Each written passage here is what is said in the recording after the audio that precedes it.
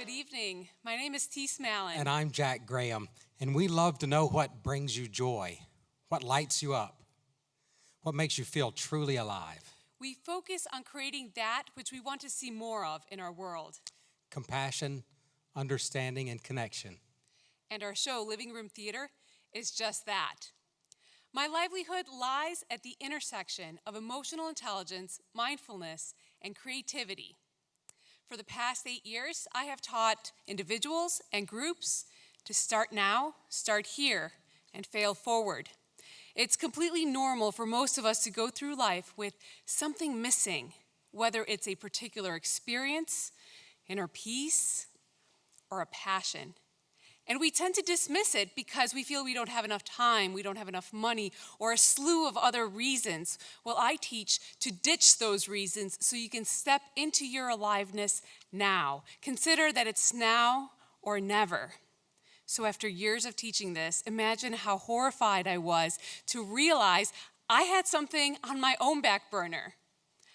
I had something that I had planned for 5 years to create someday, and it was a show about the extraordinary within the ordinary. Someday, I would show people through performance that they weren't alone in their experience of life. Someday, I would show people the beauty in being human.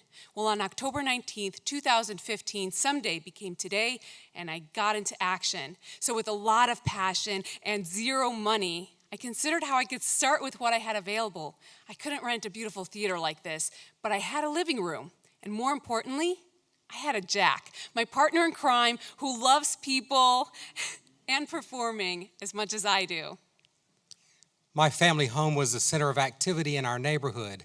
My parents not only tolerated, but encouraged a stream of unannounced visitors for food, music, healing, and even napping. It's the reason that still today I love to communicate through music and play. In our first planning meeting, we considered that performing in a living room could be a real asset. And then Tisse hit me. We don't gather like we used to. As a matter of fact, our technology's created an illusion, but in fact, we've minimized the time that we actually spend together connecting. The living room itself is an intimate space that holds the stories of the people who live there. Family photos, music, art, ourselves completely. It's the place where we're with the ones that we love, whether we're just deciding what to have for dinner, arguing, or saying, I love you. It was perfect, really. And thus, Living Room Theater was born. We created a 70-minute show made up of 12 vignettes, including live music, theatrical scenes, storytelling, dance. And we based it on the struggles and triumphs of everyday life. At that first meeting, we also decided that we weren't going to rehearse for months and months and then put on a show. No, we were going to jump in with both feet and fail forward. We embarked on a journey of constant evolution instead of a final destination. So 2 weeks later, we crammed 15 of our friends into my tiny living room. And we had our premiere performance. So one aspect of failing forward is constantly asking, what is there to learn here? So after the show, we grilled them. We wanted to know what they thought about everything. What did they think about the format, the topics, certainly our acting, everything really? And that's when the magic started to happen.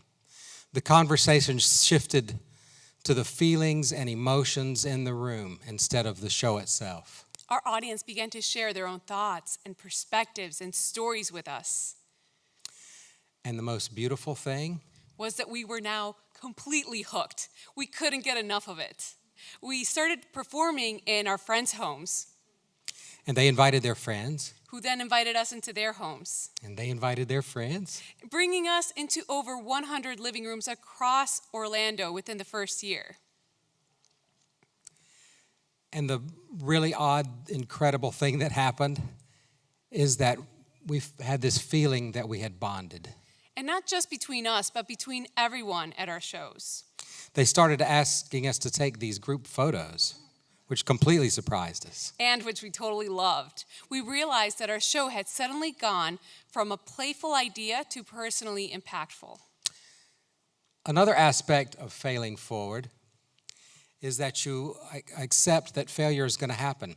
Perfection goes out the window. Giving yourself permission to fail is incredibly freeing. What remains after that is truly pure self-expression. And that's where we discovered something else. Yeah, it is. Since we weren't trying to be perfect, we were able to be vulnerable. And the more vulnerable we were, the more our audience was willing to share of themselves. After the show, they would say things like, "Me too," and they would open their hearts to us and share their stories, creating what we love to call the domino effect of vulnerability. Vulnerability is shockingly contagious in the very best way. It's in this mutual vulnerability that the room fills with this realization of how alive and alike and beautiful we are. We've had the pleasure to experience Orlando in a truly unique and wonderful way. We know that our community desires a place where people can come and connect and talk about the things that are important to them. Because of this, we're always seeking the next living room. It's kind of crazy and beautiful that doing what we love creates this magic. So what makes you come alive? The time to step into what brings you joy is now. So start now, start here, and be willing to fail your way forward. We promise, if you do, that you too will be amazed by the magic around you. Thank you.